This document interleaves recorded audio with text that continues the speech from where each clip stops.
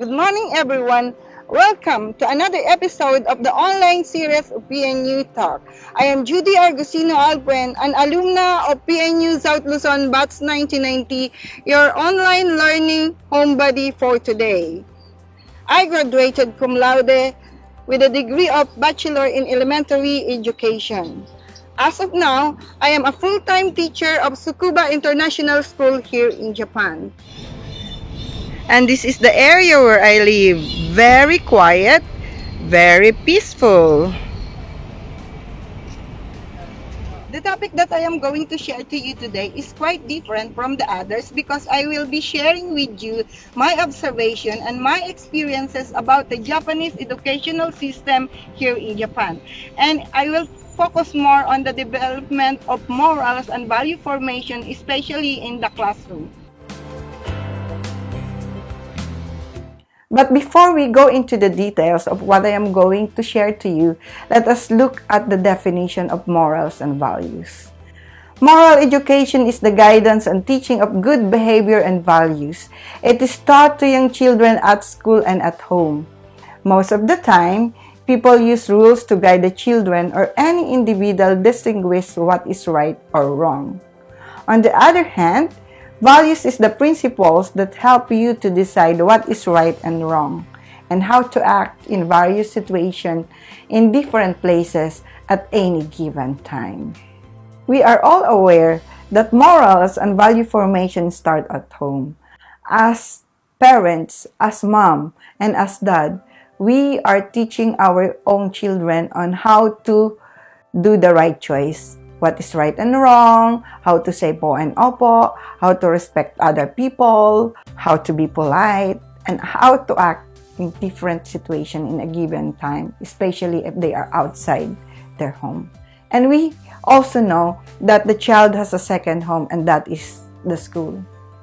At school, the teachers are the second parents of the students. They are considered as the second mother and the second father at home. My topic for today will focus on how to build morals and strong character in children at school the Japanese way. First, I was really amazed when I came to Japan because I saw all the students go to school by themselves in groups. They walk from their houses to a certain meeting place to meet other students and walk to school by themselves. No yaya, no cars allowed, and no other people. They just walk by themselves in groups. This is one of the Japanese elementary school here in my place, and as you can see, it's very quiet. It's almost dismissal time here, and as you can see, nobody, no parents are waiting for their children, and the students are still inside because they are going to attend after school clubs. And it's very quiet here, as you can see, even though it's already dismissal time. So here they are already dismissed. Some of them are working, so no parents here.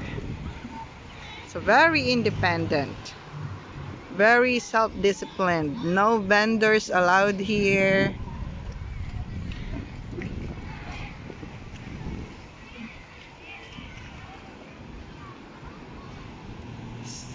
And they are just going home by themselves. See? No parents, no yayas, no cars.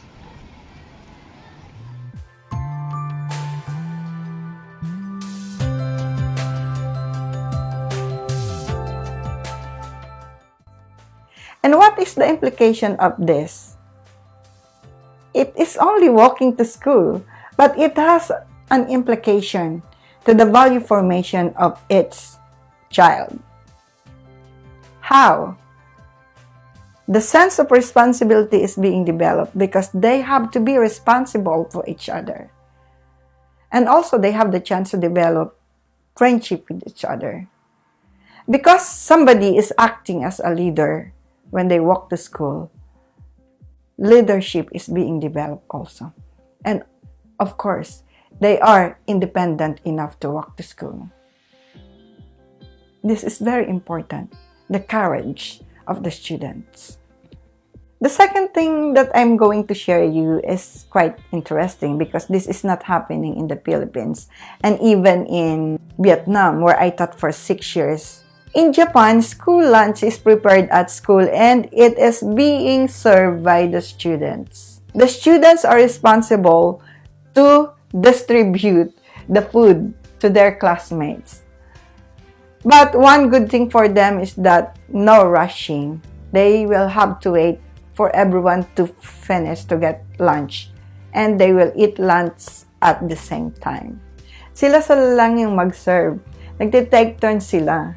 And ang isang maganda dito is, hindi sila nag-uunahan pumila. Why? Because kahit naman mauna ka na kumuha ka ng food, kahit ikaw yung pinakauna sa pagkuha ng food, maghihintay ka pa rin naman.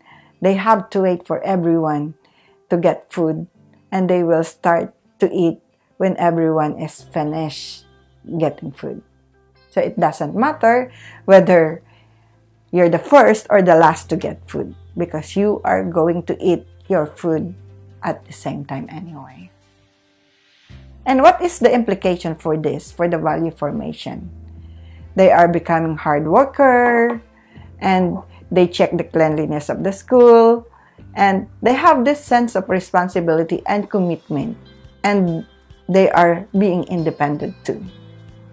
Next, this is another quite interesting. When I first came to Japan, I was really surprised because the teachers, the principal, and the students clean the school by themselves.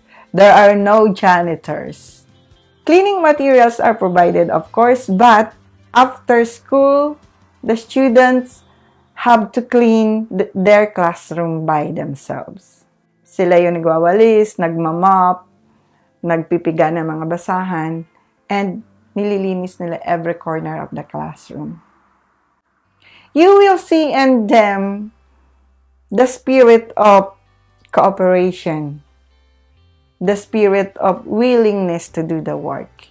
And that's very nice value that we could develop to our children. If from the very start, we ask them to do the job, as simple as cleaning the classroom, then they will grow up responsible.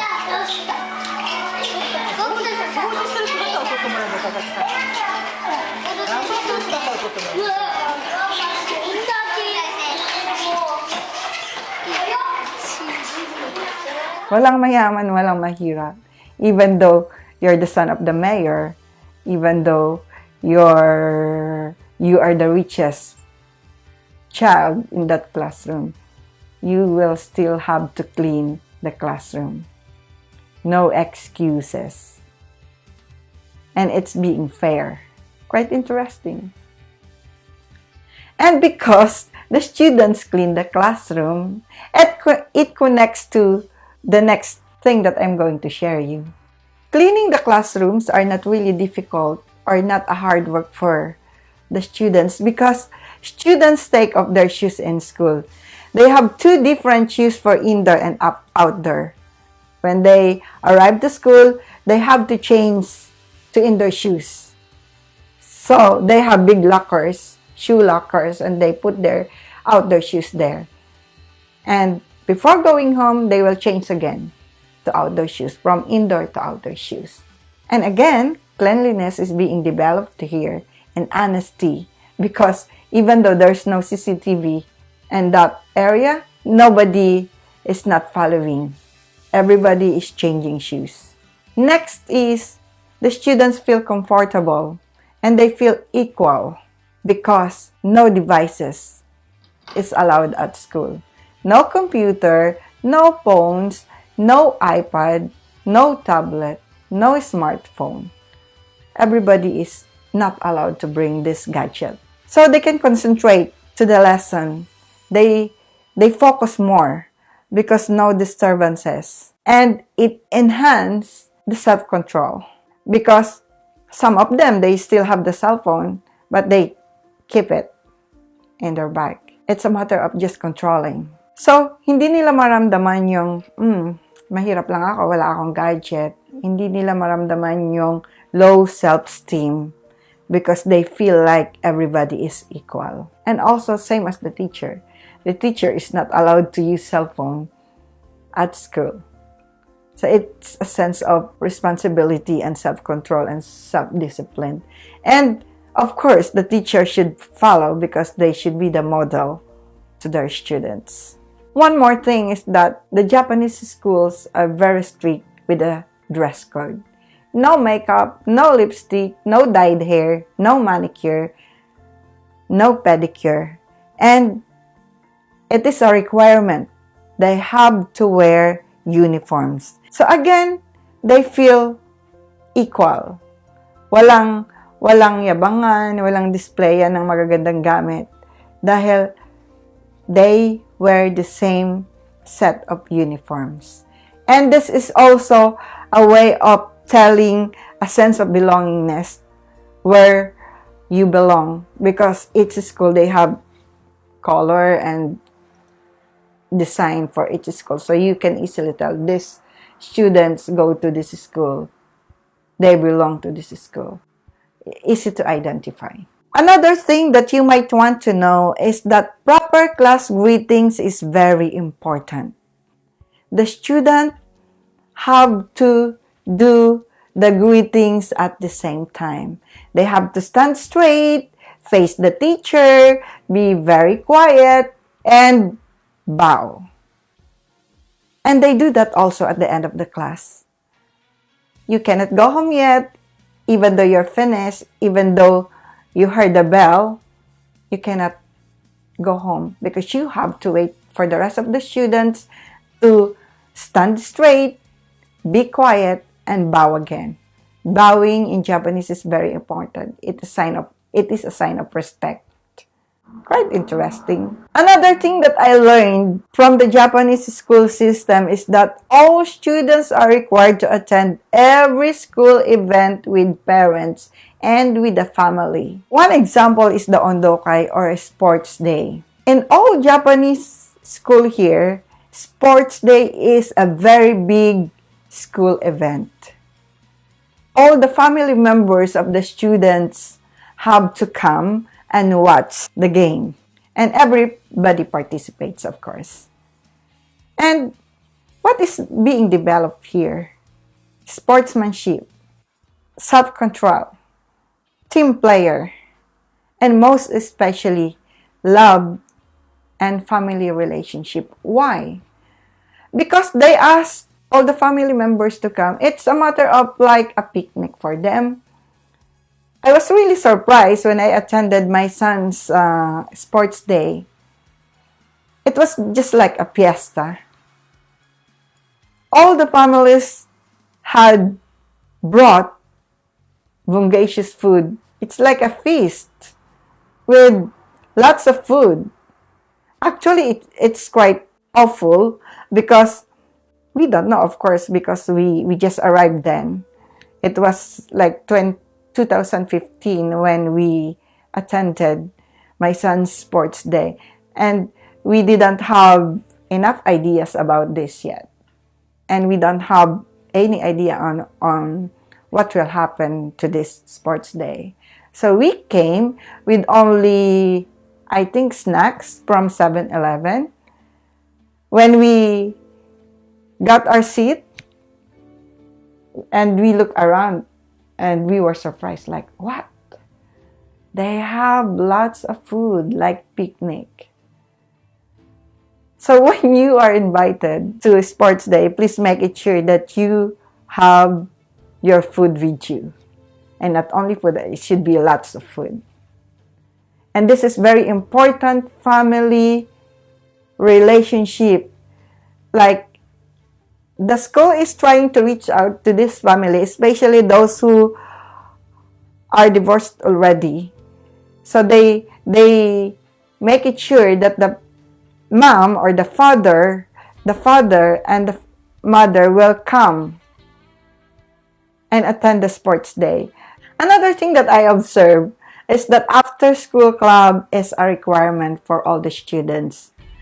All the schools are offering clubs like basketball, volleyball, soccer, football, violin, piano, and each student must choose or join at least one or two clubs. What is the implication of this? Why are they trying to encourage everybody to have clubs after school? It's because they are trying to improve life and social skills of the students.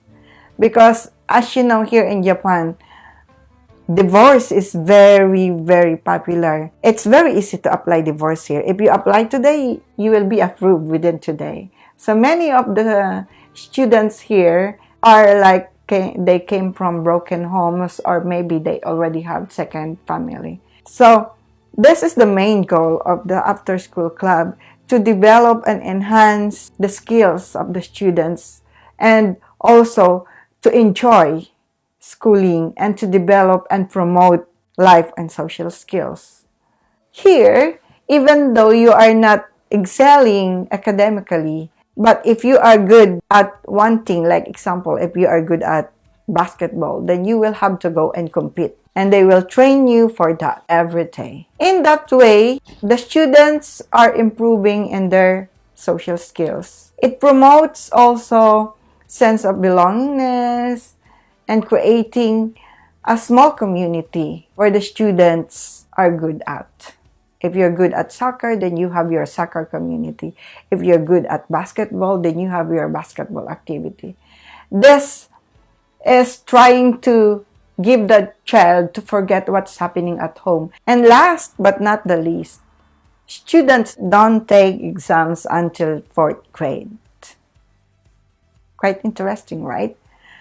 Because Japanese school system believes that the first 3 years of school is not to judge the child's knowledge of learning, but this is the time for them to establish the good manners and develop character. From kindergarten to grade 3, you don't take the big test or exam, because you know in Japan they have prefecture test and many other things. But it's from grade 4 to higher level, because they believe that the early years is the best time to develop the foundation of the child's education, and that is to develop the morals and values of the students. And the teachers or the schools and the home are cooperating with each other to develop and to boost the performance of the students for these social skills that the schools is being introduced to the students day by day. Maybe you will ask me, how do the teachers give grades to the students in the lower level from grade 3 down to kindergarten? They have rubrics just to know the level of the students. For example, rubric A, do the students attain this and this and this? But they don't give grades. They just give like A, B, C, D according to the rubrics, just to know like this students, the level is here and this. But they are not using it to measure the performance of the students, like especially like give awards and honors. They don't do that. So the students are more on social and life skills lessons for the early years. I still have so many observations about Japanese school system, but I think those are the very important things that I want to tell you. And before I finally go, please have a last look on what we have learned today. And here they are.